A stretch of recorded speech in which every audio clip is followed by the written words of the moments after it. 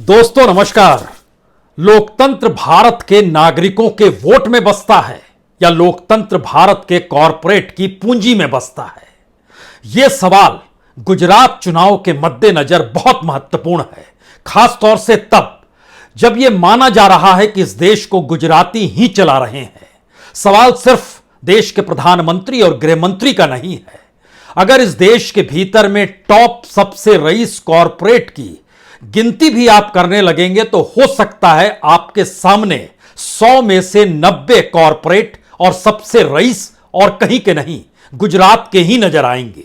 और इस देश के भीतर में 33 कॉरपोरेट ऐसे हैं जो इस देश पर रूल करते हैं। उस 33 में से 31 गुजरात से ही आते हैं। इस देश के टॉप 10 रईसों में से 8 रईस गुजरात के ही हैं। लेकिन जिक्र तो लोकतंत्र का हो रहा है, रईसों का जिक्र हम क्यों करने लगे? लेकिन जरा कल्पना कीजिए कि कॉरपोरेट की पूंजी अगर पॉलिटिकल पार्टीज को ना मिले तो वह राजनीतिक दल चुनाव लड़ेगा कैसे? लड़ेगा तो जीतेगा कैसे? और अगर तमाम पॉलिटिकल पार्टी की रसद जो कॉरपोरेट इंडस्ट्री अलग अलग सेक्टर से जुड़े हुए जो बिजनेसमैन होते हैं, इंडस्ट्रियलिस्ट होते हैं, उस रसद को अगर बंद कर दिया जाए और सब कुछ सिर्फ एक राजनीतिक दल के पास जाए तो क्या यह सवाल कोई पूछ सकता है कि दरअसल कॉरपोरेट की पूंजी जहां जा रही है वो चुनाव हारेगा भी? मुश्किल सवाल नहीं है ये। कॉरपोरेट और गुजरात, कॉरपोरेट और पूंजी, कॉरपोरेट और रईसी के साथ लोकतंत्र का राग, आज इन तीनों तत्वों को एक साथ मिला दीजिए और उसके बाद शुरुआत कीजिए कि दरअसल गुजरात चुनाव की जीत हार कितने हजारों करोड़ रुपए के टीले पर बैठी हुई है। कितनी बड़ी तादाद में पॉलिटिकल फंडिंग इस दौर में होगी, जबकि हर कोई जानता है 2014 से जो कॉरपोरेट फंडिंग ने कुलांचे भरी है इस देश के भीतर में और कॉरपोरेट को जो लाभ मिला है उसके बाद, और 2019 आते आते वह किस पराकाष्ठा पे पहुंच गया। सवाल सिर्फ कॉरपोरेट फंडिंग का नहीं, उसमें इलेक्ट्रल बॉन्ड का भी था, उसमें आर्थिक मदद का भी था। तो क्या कॉरपोरेट यह जानता समझता है कि वह चुनाव जो जीत रहा है उसी के साथ खड़े होना है, या जहां पर भी टसल हो जाती है दो पॉलिटिकल पार्टीज में वहां पर कॉरपोरेट बट जाता है? तो कॉरपोरेट को पहले ही रोक दिया जाए और गुजरात के भीतर ना कांग्रेस के हाथ में कॉरपोरेट की कोई फंडिंग आए और ना ही आम आदमी पार्टी जो दिल्ली से निकलकर बहुत कुलांचे मार रही है गुजरात के भीतर, उसके पास भी कोई फंडिंग निकलकर ना आए। क्योंकि गुजरात की अपने बिजनेस कम्युनिटी की पूरा का पूरा धंधा सिर्फ गुजरात के आसरे चल नहीं सकता है। बहुत सारे लोग हैं जो एक्सपोर्ट करते हैं, बहुत सारे लोग हैं जो नेशनल और इंटरनेशनल जो फाइनेंशियल इंस्टीट्यूशंस हैं उससे जुड़े हुए हैं और वो गुजराती हैं। कच्चा चिट्ठा हम आपको बतलाएंगे, लेकिन उससे पहले दो बातें जहन में रखिए। जो हजारों करोड़ की पॉलिटिकल फंडिंग बीजेपी के पक्ष में होगी, उसकी पूरी कवायद निचले स्तर, जो निचला स्तर आप बूथ देखते हैं और वहां पर जो बैठा हुआ पेज संभाले हुए जो कार्यकर्ता होता है, वहां से लेकर ऊपर तक और हर जिले दर जिले जो भी इंडस्ट्रियलिस्ट है, जो भी बिल्डर है, जो भी उद्योग चला रहा है या कुछ भी आपके जहन में आता है, सभी को जोड़ते चले जाइए। मैसेज सबके सामने है और इस मैसेज के साथ जो गुजरात चैंबर ऑफ कॉमर्स है, जिसमें लगभग 4000 से ज्यादा इंडिविजुअल मेंबर्स हैं और 20 से ज्यादा जो कंपनियां और कॉरपोरेट हैं, वो सभी को साफ तौर पर कहा जा चुका है, इशारा किया जा चुका है, पैसा जाएगा तो कहां जाएगा। और गुजरात चुनाव वोट के आसरे चीजों को टटोले लोगों के जरिए, तो लोगों की भी जरूरतें पूरी करेगा कौन? जिसके पास पैसा होगा, जिसके साथ कॉरपोरेट होगा, जिसके पास यह ताकत होगी कि आकर वो सत्ता में आता है तो आपका घर धन धान्यपूर्ण से भरपूर कर दे। तो क्या लोकतंत्र के इस राग में गुजरात चुनाव क्या इस वक्त इतना क्रूशियल हो चुका है, जहां पर मैसेज कॉरपोरेट को जा चुका है, जहां पे कॉरपोरेट फंडिंग को लेकर सीधा निर्देश दिया जा चुका है? सारी परिस्थितियों को टटोलने के लिए वहीं के कच्चे चिट्ठे को हमें लगता है आज परखने की जरूरत इसलिए है क्योंकि एक बात जहन में जरूर रख लीजिए। इस देश के भीतर में जब 2014 के चुनाव हुए तो उस समय सबसे ज्यादा कॉरपोरेट की फंडिंग जो बीजेपी के पक्ष में हुई, उसने इस देश के कॉरपोरेट को जागृत कर दिया।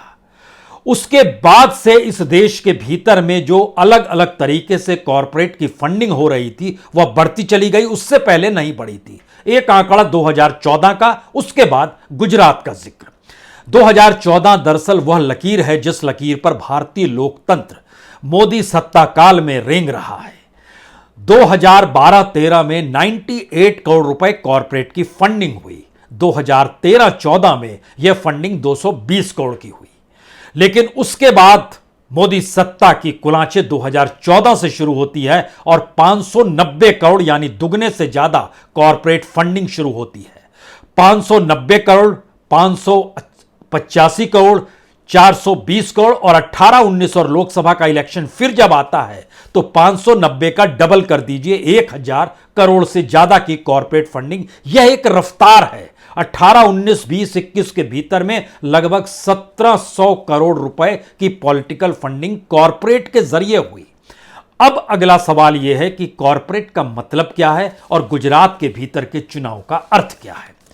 गुजरात के भीतर जो अलग अलग ट्रस्ट की मौजूदगी है, जो गुजरातियों द्वारा क्रिएट किए गए, जिसमें प्रोड्यूशियल ट्रस्ट का जिक्र आप कर सकते हैं, ग्रुप ऑफ कंपनीज का जिक्र कर सकते हैं, मैन्युफैक्चरिंग सेक्टर है, पावर सेक्टर है, ऑयल सेक्टर है, माइनिंग सेक्टर है, कंस्ट्रक्शन सेक्टर है, एक्सपोर्ट इंपोर्ट का सेक्टर है, रियल एस्टेट का सेक्टर है। जो सेक्टर जहन में आ रहा है उससे जुड़े हुई तादाद जो है गुजरात के भीतर तकरीबन 6000 इंडिविजुअल के साथ खड़ी है, जिनकी कंपनियां अपने तौर पर चलती है। और ये तमाम लोग अपने तौर पर जो भी पैसा जिस भी रूप में बनाते हैं, सरकार इस बात को समझती है कि उसकी हां और ना पर भी धंधा इस देश के भीतर चल रहा है। और शायद इसीलिए जब हम इस बात का जिक्र करते हैं 33 में से 31 टॉप गुजराती कंपनी, तो आप कहेंगे अच्छा अंबानी और अडानी के बाद कौन? टाटा, विप्रो, निरमा, सुनफर्मा, गोदरेज, अमूल, सिंफोनी, पार्ले, डायरेक्टरी वेव, Suzlon, Arvind, Pidilite industry, Vadilal, Asian Paints, Sintex, Balaji wafer, Havmor, Torrent group, बाग बगरी चाय, अजंता ग्रुप, ऑस्ट्रेल पाइप, एडेक ग्रुप, कितने बताए जाए, Intas pharma, Biocon, AIA engineering, Kotak Mahindra, ये सारी चीजें गुजरात से ही निकल कर आती है। अगला सवाल यह है कि जो गुजरात चैंबर ऑफ कॉमर्स है, जिसके पास इस देश के तमाम चैंबर ऑफ कॉमर्स की तुलना में कहीं ज्यादा पैसा है, और जब पॉलिटिकल फंडिंग होती है, जो पिछले 2017 के चुनाव में बड़ा टसल हो गया था, और उस टसल के बाद की उम्मीद यह थी कि माना जा रहा था, कॉरपोरेट ने माना था कि कांग्रेस शायद आगे निकल भी सकती है, इसलिए पैसा कांग्रेस के ऊपर भी लगाया गया। लेकिन मौजूदा वक्त में अगर सत्ता ने निर्देश इशारा कर दिया कि दरअसल पूंजी कहीं नहीं जाएगी और जीतने की स्थिति में किसी को कोई दूसरा नजर नहीं आना चाहिए, तो सारी पूंजी बीजेपी के भीतर ही समाएगी। और शायद इसीलिए पिछले दिनों जब खुद अपने जन्मदिन के मौके पर देश के गृहमंत्री अमित शाह, जो गुजरात से आते हैं, वहां गृहमंत्री भी रह चुके हैं, वो जब वहां थे तो वो लगातार जिनके साथ बैठक कर रहे थे, उसमें खासतौर पर उनकी नजर दक्षिण गुजरात के 7 जिलों को लेकर थी। वलसाड़, सूरत, नवसारी, तापी, डांग, भरूच, इन जगहों पर जो निचले स्तर से लेकर ऊपरी स्तर तक सवाल यह था कि चुनाव कैसे जीतना है, सवाल यह था कि उस चुनाव के लिए जो पूंजी आनी है वह कैसे आनी है। और इसमें chamber, Gujarat chamber of commerce के साथ जुड़े हुए लोगों की तादाद जो पॉलिटिकल फंडिंग के तौर पर वहां पर करती रही है, ऐसा नहीं है कि इंडस्ट्रीज नहीं कर, हर राज्य में करती है तो वहां भी करती है, लेकिन यह एक पहली परिस्थिति है कि आपको एक ही पाइपलाइन में पैसा डालना है, बाकी तमाम पाइपलाइन आपको कट करनी है। क्योंकि इनके जुड़ाव जो होते हैं देश के अलग अलग जो बड़े, जो नेशनल लेवल पर, जैसे फिक्की है यानी federation of Indian chamber commerce and industry, या फिर आईसीसी है जो कहते हैं इंटरनेशनल चैम्बर ऑफ कॉमर्स है, या फिर एआईओई है जो ऑल इंडिया ऑर्गेनाइजेशन ऑफ एम्प्लॉयड्स के तौर पर जाना जाता है, या एसोचैम ही है, associate chamber of commerce industry, इनसे इनका जुड़ाव है इंटरनेशनली। यह एक्सपोर्ट इंपोर्ट के दौर में जो वहां के तकरीबन 346 ऐसे बिजनेसमैन हैं जो एक्सपोर्ट और इंपोर्ट से सीधे तौर पर जुड़े हुए हैं, बाकी भी जुड़े हैं लेकिन सीधे तौर पर नहीं, वो अप्रोक्ष तौर पर। तो गुजरात के भीतर का पूरा बिजनेस सर्किल जो है वह चाहे कि सिर्फ बीजेपी ही चुनाव जीते, यानी नोटबंदी का दौर हो, जीएसटी के दौर हो, या फिर उसके बाद के संकट की तमाम स्थितियां हो, जैसे सूरत का कपड़ा मार्केट, जो वहां पर टेक्सटाइल थे उनके सामने संकट आ गया था, सूरत के भीतर डायमंड इंडस्ट्री है उनके भीतर भी संकट। लेकिन अब निर्देश साफ है कि गुजरात से होते हुए बंबई जाना है, वहां भी हमारी सरकार है, और बंबई से निकलकर दुनिया में छा जाना है तो दुनिया भर के भीतर जाने से पहले आपको दिल्ली सरकार यानी मोदी सरकार के सामने आना ही पड़ेगा। तो इन रास्तों से जो बिजनेस और धंधा करेगा उसको बहुत साफ तौर पर सिर्फ गुजरात की छांव तले अपने धंधे को संवारना सजाना नहीं है, उसकी तो उड़ान होती है अंतर्राष्ट्रीय तौर पर खुद को देखने की। तो गुजरात के इलेक्शन के भीतर कितनी बड़ी पूंजी पॉलिटिकल फंडिंग के तौर पर एक हिस्सा, या फिर दूसरी पॉलिटिकल पार्टी को बिल्कुल पॉलिटिकल फंडिंग ना करके, या फिर इन परिस्थितियों से निकलकर जो निचले स्तर तक का जिक्र होता था कि अभी तक हम ये सोचते रहे कि बूथ में बैठा हुआ शख्स को एक दिन में कितना दिया जाता होगा, जिस दिन इलेक्शन होता है 1000, 2000, 5000, 10,000, यह कीमत के तौर पर है। अलग अलग राज्यों में, अलग गुजरात में मैक्सिमम है। अब सवाल है कि उसके हिस्से में बहुत सारी चीजें आ जाती है जो बूथ पर बैठा हुआ है और उसके साथ जो कार्यकर्ता होते हैं। जिस मीटिंग को लेकर जिक्र हो रही है कि अब लगातार बीजेपी उस इंटरनल मीटिंग में चली गई है, वह उसके आश्रय जो गांव गांव के जो वोटर हैं या छोटे छोटे सोसाइटीज में भी वोटर रहते हैं, जो शहर में रहते हैं, उनको भी कैसे अपने तौर पर जो वोटर लिस्ट जब तैयार हो रही है, बन रही है, उस लिस्ट को देखकर उस घर को चिन्हित कर कर वहां पर क्या जरूरतें हैं, वहां को कैसे साथ जोड़ना है, इन परिस्थितियों को आपको इंप्लीमेंट करना, और इसके लिए जो पूंजी चाहिए उसकी घबराहट आपको नहीं होनी चाहिए। कॉन्स्टिट्यूएंसी वाइज भी व्यक्ति तैयार है, जिलेवार भी व्यक्ति तैयार है, और राज्य के स्तर पर भी तैयार है, और दिल्ली भी पैनी नजर से इन सारी चीजों को देख रही है। पिछले चुनाव में हालांकि खर्च जो बताए गए वो बहुत कम खर्च बतलाए गए। कहा गया कि दरअसल कांग्रेस ने कुल मिला के कितने खर्च किए, उसको जो सेंट्रल लेवल पे पैसा मिला था 20 करोड़ रुपया, स्टेट लेवल पे मिला था 49 करोड़, 70 करोड़ के लगभग खर्च कर दिए होंगे।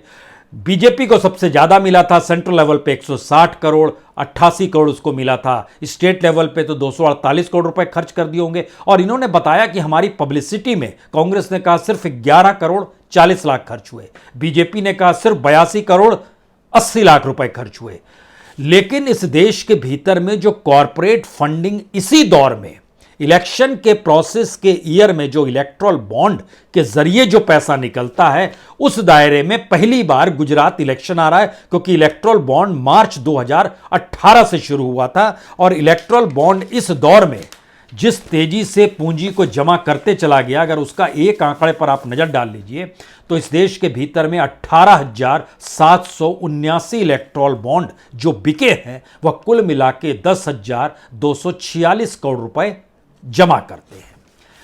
इन इलेक्ट्रल बॉन्ड को खरीदने वाले कॉरपोरेट हैं, इंडिविजुअल्स हैं, इंडस्ट्रियलिस्ट हैं, माइन से जुड़े हुए लोग हैं, पावर के साथ जुड़े हुए हैं, रियल एस्टेट से जुड़े हैं, ऑयल कंपनी से जुड़े हुए लोग हैं। यह एक फहरिस्त निकलकर एक हल्की सी आई सामने। अगला सवाल था कि यह सारे लोगों के बिजनेस का केंद्र जो है वो गुजरात और मुंबई है, दोनों जगहों पर बीजेपी की सत्ता है। पिछली बार जब इस बात का जिक्र हो रहा था कि 2017 में कितना पैसा खर्च गुजरात इलेक्शन पे हुआ, तो एक रफ आइडिया आया था कि लगभग 7 से 10 करोड़ के बीच में खर्च हो गया। इस बार की रफ्तार बतलाती है कि गुजरात इसलिए क्रूशियल है क्योंकि गुजरात वह इंडिकेट करता है 2024 के चुनाव को लेकर। और इस देश के भीतर में आप कल्पना भी कर सकते हैं कि अगर 2024 को लेकर सिर्फ एक इंडिकेशन किसी चुनाव परिणाम से निकल जाए कि यह गुजरात हार गए तो 2024 कैसे जीतेंगे, तो समूचा कॉरपोरेट जो है एक झटके के भीतर में बिखर जाएगा। यानी वो टटोलने लगेगा उन राजनीतिक दलों को जो चुनाव जीतने की दिशा में बढ़ सकते हैं। और अगर उसकी अपनी एनालिसिस कहेगी कि नहीं नहीं हंग पार्लियामेंट भी हो सकती है, तो वह पॉलिटिकल सीटों पर ध्यान देता है, वहां पर खड़े होने वाले कैंडिडेट्स पर ध्यान देता है। कमोवेश गुजरात की भी स्थिति पहली बार कुछ इस तरीके से आ गई है कि कैंडिडेट, पॉलिटिकल पार्टी और दिल्ली के जरिए जो चीजें वहां पर बार बार मीटिंगों के जरिए जो बतलाई जा रही है, वहां के जो एमएलएज और एमपीज हैं, खुद जो गवर्नमेंट है अपने तौर पर जो मैसेज कन्वे हो रहा है। यानी पहला मैसेज यह निकल रहा है कि यह कलेक्शन जो है इस बार 7 या 10,000 करोड़ के आसरे गुजरात चुनाव नहीं है, यह लगभग दुगनी रफ्तार में है, यानी 20,000 करोड़ से ज्यादा की रफ्तार में है। यह पैसा कौन देगा और गुजरात के भीतर पैसे की क्या कमी है? और गुजरात में बीजेपी की सत्ता, महाराष्ट्र में बीजेपी की सत्ता, दिल्ली में बीजेपी की सत्ता, तो बचा क्या? यानी वो पॉलिटिकल पार्टी जो ऐसे इशू के आसरे चुनाव मैदान में है, जो सिर्फ निशाना इस देश के भीतर मोदी सत्ता पर लगाते हैं और बिना विजन लिए हुए लगाते हैं, उनके लिए संदेश यह काफी कड़ा हो सकता है। लेकिन महत्वपूर्ण बात यह है कि बीजेपी की अपनी बैठकों में भी जब कॉरपोरेट को बुलावा होता है तो कॉरपोरेट को एक ही मैसेज दिया जाता है, क्या इन्होंने कोई आपके सामने कॉरपोरेट की पॉलिसी रखी है? इनके पास कोई पॉलिसी नहीं है तो आप उस तरफ क्यों देखेंगे? और आप बिल्कुल इस बार बंद कर दीजिए पाइपलाइन, क्योंकि कॉरपोरेट और इकोनॉमिक एस्पेक्ट को जोड़ने की स्थिति में पहली बार मोदी सत्ता ही आई और ओपन मैसेज वर्ल्ड वाइड है कि भारत की इकोनॉमी मार्केट पर टिकी हुई है, भारत का मार्केट कॉरपोरेट पर टिका हुआ है और कॉरपोरेट को रियायत भारत सरकार दे रही है। तो यह मैसेज इससे पहले तो किसी दौर में नहीं आया, किसी भी पॉलिटिकल पार्टी की सत्ता रही उसने नहीं दिया। तो इस दौर में जब खुला मैसेज कॉरपोरेट के हक में टैक्स माफी से लेकर तमाम चीज के एनओसी और बेसिक इंफ्रास्ट्रक्चर भी फ्री ऑफ कॉस्ट खड़ा करने से लेकर जब हम टैक्स के रूप में कलेक्शन भी कॉरपोरेट से कम करें तो वो पूंजी कितनी होगी? यहीं से असल में इलेक्शन का असल खेल समझ में आने शुरू हो जाता है। यानी चुनाव के लिए भागती दौड़ते हुए राजनीतिक दलों की रैलियां या मैदान। एक चीज हमेशा जहन में रखिएगा, जनता अगर पलट गई तो फिर कॉरपोरेट भी नहीं जिता पाता, उसकी पूंजी भी तहस नहस हो जाती है। यह इंदिरा गांधी के काल में इस देश ने देखा है। लेकिन सवाल यह है कि गुजरात के भीतर के जो मुद्दे हैं, जो अलग अलग तरीके से वहां पर 4 हिस्सों में बटे हुए सेंट्रल गुजरात, सौराष्ट्र कच्छ, साउथ गुजरात और नॉर्थ गुजरात के भीतर जो मुद्दे रेंगते हैं, उन मुद्दों के भीतर 282 में से 175 सीट सीधे सीधे ऐसी है जहां पर कॉरपोरेट, इंडस्ट्रियल्स, बिजनेसमैन का बोलबाला है और बाकी की तकरीबन 110 सीट के लगभग जो बचती है, 108 सीट कहिए या 107 सीट कहिए, वह जो बचती है वह दरअसल उस एग्रीकल्चर इकोनॉमी या उस ग्रामीण परिस्थिति या ट्राइबल इलाके को रिप्रेजेंट करती है जहां पे कॉरपोरेट सीधे तौर पर दखल दे पाने की स्थिति में नहीं है। तो जिसे डराया जा सकता है उसे डराया जाता है, जिसे निर्देश दिया जा सकता है उसे निर्देश दिया जाता है, जो इशारे से मान जाए वो इशारे से मान जाए। लेकिन इसका आखिरी रूप क्या है? इसका आखिरी रूप बहुत साफ है कि इस देश के भीतर चुनाव लड़ने के लिए पैसा चाहिए और पैसा कल तक जिन माध्यमों से आता है वो पाइपलाइन तमाम पॉलिटिकल पार्टी की काट दी गई और गुजरात में अब काट दी जा रही है।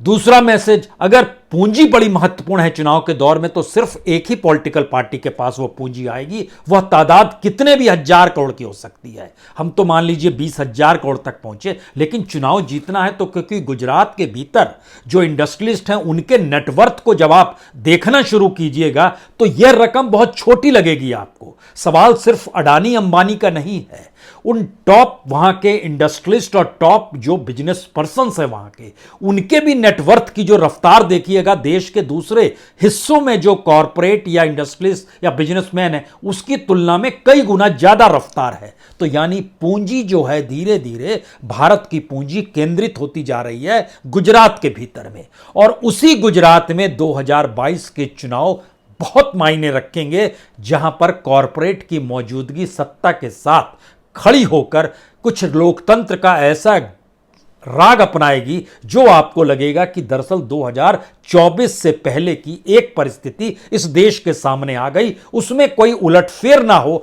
इसीलिए उस मीटिंग का दौर है, क्योंकि बेसिक कवायद बीजेपी को भी करनी है, आरएसएस को भी करनी है, दिल्ली सरकार को भी करनी है, जो दिल्ली सरकार का मतलब मोदी सरकार है, यहां केजरीवाल का जिक्र नहीं है, और गुजरात सरकार को भी करनी है जहां पर पटेल साहब बैठे हुए हैं मुख्यमंत्री की कुर्सी पे, चाहे गाड़ी उनके लिए ना रुके, उन्हें पैदल ही चलना पड़े, ये सब चीजें कोई मायने नहीं रखती है, क्योंकि सबको पता है कि दरअसल जो तोता है वो कहां पर है और जान उसके भीतर किसकी है। और राजनीतिक तौर पर इस दौर में चुनाव जीतने जिताने की परिस्थिति में कौन है। तो आखिर के 4 स्थिति इस देश के भीतर आपको जानकारी दे दें। गुजरात के मद्देनजर गुजरात में जो पैसा सिमटा हुआ है वो लगभग 6000 कॉरपोरेट, इंडिविजुअल, अलग अलग प्रोफेशन से जुड़े हुए लोग और जो तमाम बिजनेस पर्सन और manufacturing sector, real estate sector, mine sector, सभी से जो जुड़े हैं 6000 ऐसे हैं जो इससे पहले लगातार फंडिंग करते आए हैं गुजरात के भीतर अलग अलग पॉलिटिकल पार्टी को। इस बार उनकी रूपरेखा एक है। इन 6000 में से 2045 ऐसे हैं जो सेंट्रल लेवल पर भी 2014 में सक्रिय हुए और 2019 में भी उन्होंने सक्रियता के साथ फंडिंग की। तो कॉरपोरेट फंडिंग का एक बेसिक और सबसे मोटा एस्पेक्ट यह है कि सबसे ज्यादा वहीं पर है। यहां एक चीज और ध्यान में रखिए, सीपीआई, सीपीएम और बीएसपी कॉरपोरेट इनको कोई फंडिंग नहीं देता है और कॉरपोरेट की फंडिंग जो है वो तकरीबन 90% बीजेपी की टोटल फंडिंग का हिस्सा होती है। बाकी लगभग 9.5% उसके पास जो फंडिंग वह अलग अलग माध्यमों से आती है। वो कह सकते हैं जनता से ले या छिटपुट दूसरे माध्यमों से, लेकिन 90.5% कॉरपोरेट की फंडिंग है, इलेक्ट्रल बॉन्ड और सीधे कॉरपोरेट की फंडिंग। इस कॉरपोरेट की फंडिंग में सबसे बड़ा रोल प्रोग्रेसिव इलेक्टोरल ट्रस्ट का भी होता है, प्रूडेंट ट्रस्ट का भी होता है और इसके साथ जो बड़ी कंपनियां जुड़ती हैं, जो पैसा देती हैं, उसमें Bharti Airtel, DLF, Torrent power, Hero motor corp, Arcelor Mittal group, GMR, DLF, Airtel, Delhi aviation private limited, vaccine manufacturing Serum Institute of India, ये सारे, आदित्य बिरला ग्रुप, ये सारे लोगों ने पॉलिटिकल फंडिंग बीजेपी को खूब की। इन नामों के जरिए इंडस्ट्रीज को देखिएगा तो यह कभी भी धराशायी नहीं होंगी, क्योंकि राजनीतिक तौर पर और राजनीतिक कॉर्पोरेटी तौर पर ये दोनों एक दूसरे से जुड़े हुए हैं। तो पहला मैसेज, कॉरपोरेट की तादाद गुजरात के भीतर। दूसरा मैसेज, पूंजी कॉरपोरेट फंडिंग की सबसे ज्यादा गुजरात के भीतर। तीसरा मैसेज, गुजरात के जरिए पॉलिसी और इस देश के भीतर में कॉरपोरेट की रफ्तार भी पकड़ेगी तो गुजरातियों की सत्ता के जरिए ही पकड़ेगी। इस पाठ को शरद पवार भी समझ गए, उद्धव ठाकरे भी समझ गए और नॉर्थ इंडिया की पॉलिटिशियन अभी धीरे धीरे समझेंगे।